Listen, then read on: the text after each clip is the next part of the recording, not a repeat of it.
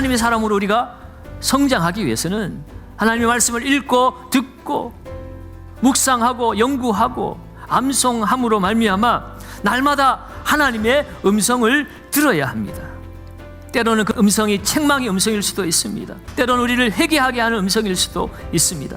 그러나 그러한 과정이 있음으로 말미암아 우리의 신앙이 다져지고 점차 성숙하게 되어지는 것이에요. 그 바탕 위에서 우리가 하나님의 모든 선한 일을 행할 능력을 갖추게 하는 것입니다. 우리 인생에 갖가지 어려움과 문제와 고난을 만납니다. 그런데 그 문제가 무엇인지 몰라서, 그 문제를 어떻게 풀어낼지 몰라서 우리가 방황하고 아파하고 낙심하는 건 아니겠습니까? 그런데 성경에 그 모든 해답이 있다는 거예요.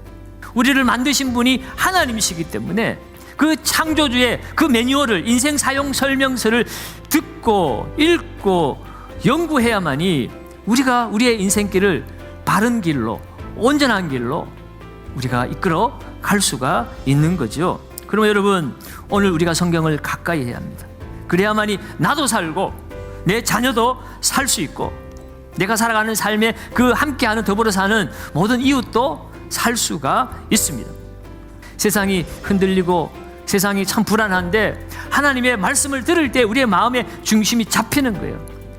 세상을 듣고 사는 사람이 아니라 하나님의 음성을 듣고 사는 삶이 되어야 하는 거죠. 그러나 여러분, 분명히 알아야 될 것은 성경은 우리의 귀를 즐겁게 하는 그런 책이 아닙니다. 오락책이 아니라는 거예요. 프로그램이 아니라는 겁니다.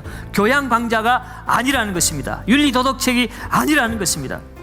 때로 하나님 말씀이 우리를 책망할지라도 우리는 그 말씀 앞에서 우리는 다시 회복이 되어지고 일어나는 것이에요.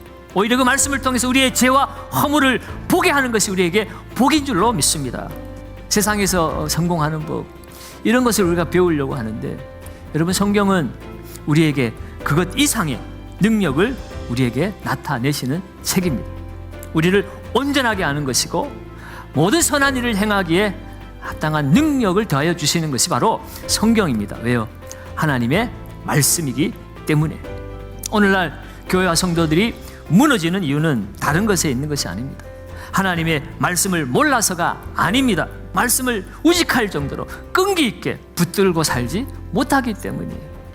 하나님의 말씀을 듣지만 그 말씀대로 살아내지 않기 때문입니다.